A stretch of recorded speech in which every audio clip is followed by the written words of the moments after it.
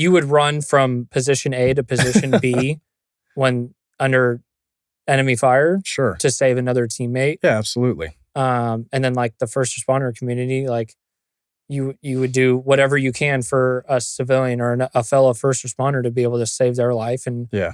you took an oath to that and everything. And for you to be selfish, Yeah. that's like what the fuck? That's not one of my 14 leadership characteristics. Well, that I don't was even taught, like, you know? I mean, self-care, like I don't like describing it as being selfish. It's just self-care. Yeah. And, you know, if you're going to be an integral part of a team or anything else, like if you're not healthy first and foremost, how the fuck are you going to participate and make the team successful, right? So I think it's kind of a reprogramming of how we kind of think about things in general is kind of what's been most impactful for me.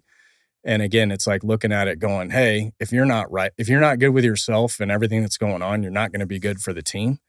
And, you know, it's just kind of a, you know, again, having a retalk and programming of what that looks like. So. Yeah. And I think something that would help that is, which they're kind of starting to do amongst like the first responder community. I don't know if they're doing it in the military community. I haven't seen it. Is annual check-ins with a therapist. So my brother's a firefighter down in Southern California. Okay. Lives near your daughter. Yeah. And they do annual check-ins with a therapist at their fire department. Okay. Which I think is really cool. Yeah. I mean, at a minimum, you would think that's going on, right? We'll fucking start somewhere. We'll take 30 minutes out of 365 days. Because that's a proactive step to get you into a room with someone, a professional that understands what you go through, to offer some advice, to be able to get something off your chest, something off your shoulders.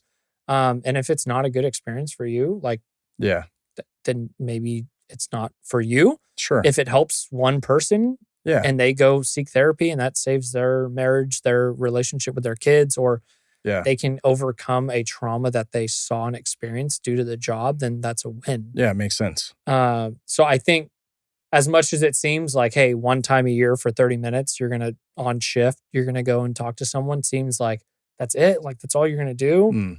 But I think that's like the stepping stone. Sure. It's a check-in and then a segue to, you know, if you need help, like at least there's something available, right? Yeah. And I think it increases the talk of the community to discuss the like normality of therapy, because I feel like a lot of us hear the word therapy or therapist and they like about face and fucking run away because you don't know what it looks like. You don't know what you can and cannot say. Yeah. But I think doing annual check-ins is a start in the right direction.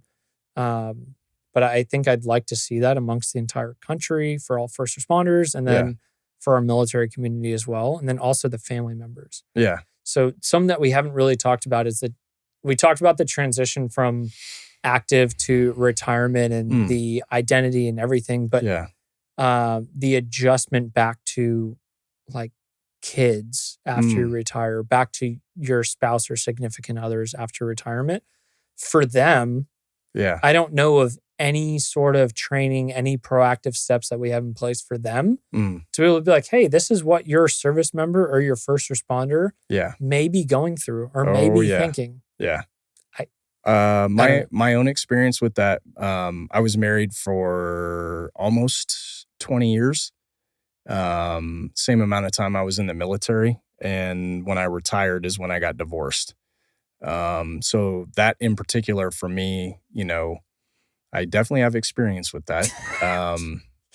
I additional support outside of the military is super important, not only for the service member or the now veteran, if you will, and their families. And, you know, being able to talk to spouses and kids and everything else, like, I certainly didn't pay attention to that enough. You know, when I left the military, I just knew like, hey, I got this retirement, you know, I have all these responsibilities as a provider.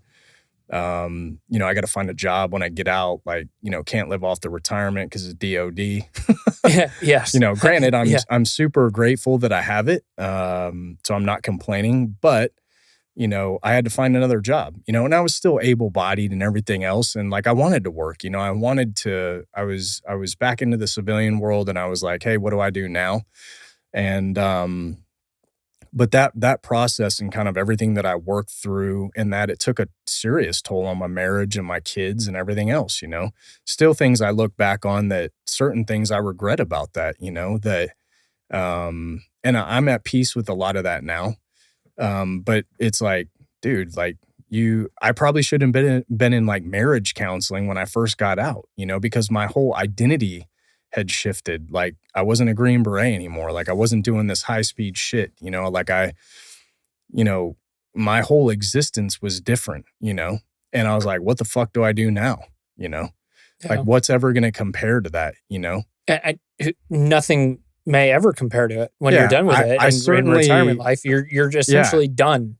Yeah, exactly. That part, the way that I've like worked through all of that is that part's always going to hold a really special place in my life. And I'm very proud of that, but there's a lot more life to live. Yeah. And, I'm a dad now or still. And, my kids, I have 2 in college, 1's still with me. And, I don't always do the best about communication and everything else, but, I love them incredibly. And, I try to be into those, be closer to those things now and pay more close attention to all of that, because again, they're all still here. Yeah. And life it's an interesting ride, but again, like we've talked about a little bit, I think a lot of my experiences and background with resiliency and all the things that I've been through, it just drives me to keep pushing. And to realize, hey, it's okay at times to take a knee and ask for help, but, ultimately I'm going to keep pushing, because that's just how I am. Yep. And I feel like our entire community, that's exactly how you are. Yeah. Like how everybody is, where it's like, I know I got a lot of shit going on, everything, but I'm going to push. Yeah. Because that's how you're taught in basic training, boot camp, your police academy, your fire academy. Like, yes, I'm hurting. Yes, I have a lot of weight on my fucking back. Right. But if you stop XYZ, blah, blah, blah, whatever. So it's kind of just ingrained in you.